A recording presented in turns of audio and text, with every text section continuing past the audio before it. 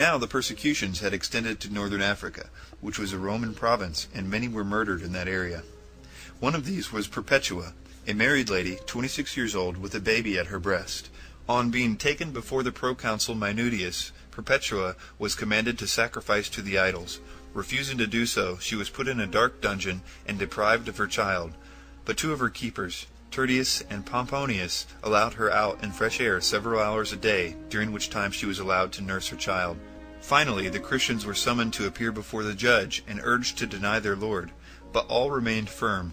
When Perpetua's turn came, her father suddenly appeared, carrying her infant in his arms, and he begged her to save her own life for the sake of her child. Even the judge seemed to be moved. "Spare the gray hairs of your father," he said. "Spare your child. Offer sacrifice for the welfare of the emperor." Perpetua answered, "I will not sacrifice." "Are you a Christian?" demanded Hilarianus, the judge. "I am a Christian," was her answer. Perpetua and all the other Christians tried with her that day were ordered killed by wild beasts as a show for the crowd on the next holiday. They entered the place of execution clad in their simplest of robes, Perpetua singing a hymn of triumph. The men were to be torn to pieces by leopards and bears. Perpetua and a young woman named Felicitas were hung up in nets, at first naked, but the crowd demanded that they should be allowed their clothing. When they were again returned to the arena, a bull was let loose on them. Felicitas fell, seriously wounded. Perpetua was tossed with her loose robe torn and her hair falling loose, but she hastened to the side of the dying Felicitas and gently raised her from the ground. When the bull refused to attack them again, they were dragged out of the arena, to the disappointment of the crowd, which wanted to see their deaths. Finally, brought back in to be killed by gladiators, Perpetua was assigned to a trembling young man, who stabbed her weakly several times, not being used to such scenes of violence. When she saw how upset the young man was, Perpetua guided his sword to a vital area and died. The seventh persecution, A.D. 249. By now, the heathen temples of Rome were almost forsaken, and the Christian churches were crowded with converts.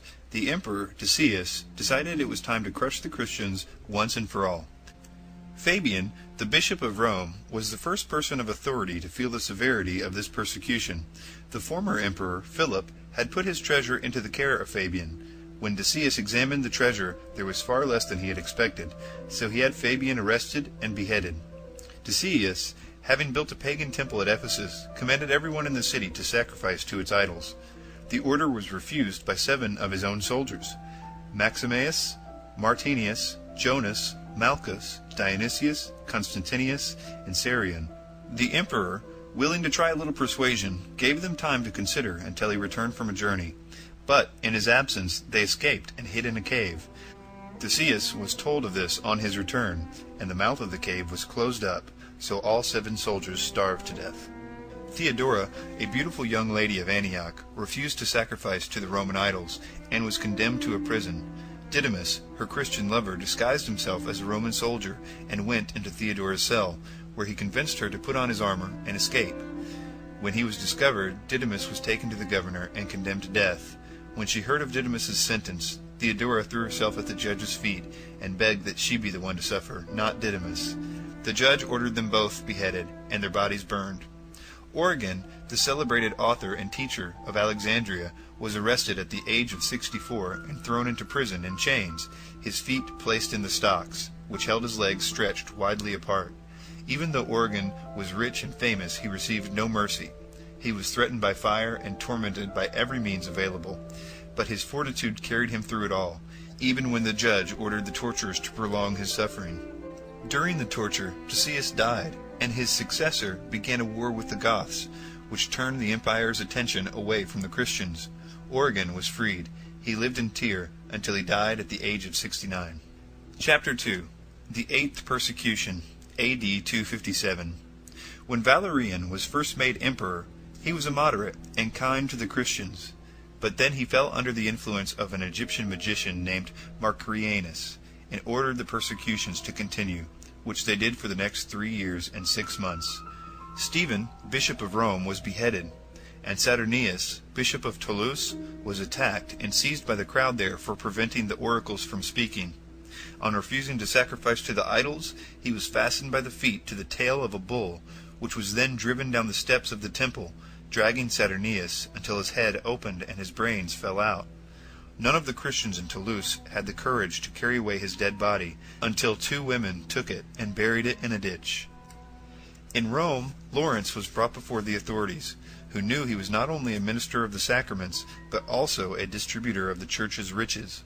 When they demanded he hand over all that the church possessed, Lawrence asked for 3 days to collect it. On the 3rd day, when the persecutor demanded the wealth of the church, Lawrence stretched his arms over a group of poor Christians he had gathered together. "These are the precious treasures of the church," he said. "What more precious jewels can Christ have than those in whom he promised to dwell?" Furious at being tricked and out of his mind with anger, Lawrence's persecutor ordered him whipped, beaten, tied to burning hot plates of iron, then laid on a bed of iron over a fire and roasted alive. The first English martyr was a man named Alban, who was converted by a poor clerk who took shelter in his house. When the authorities eventually came for the clerk, Alban dressed in his clothes and went in his place. The judge recognized Alban and demanded he sacrifice to the heathen gods or die. When Alban refused, he was tortured and beheaded. The 9th persecution, A.D. 270. This persecution began under the Emperor Aurelian. Among those who suffered at this time was Felix, Bishop of Rome, who was beheaded.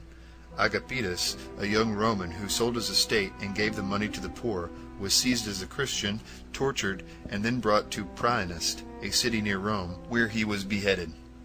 These are the only martyrs whose names were recorded during this reign.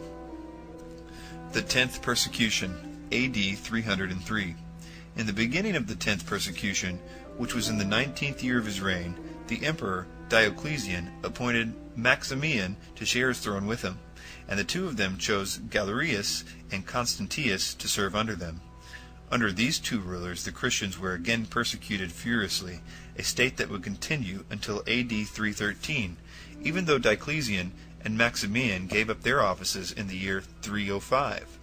Constantius and Galerius divided the empire between them, Galerius taking the eastern countries and Constantius ruling France, Spain, and Britain. Meanwhile, the Roman soldiers set up Maxentius as their Caesar in Rome.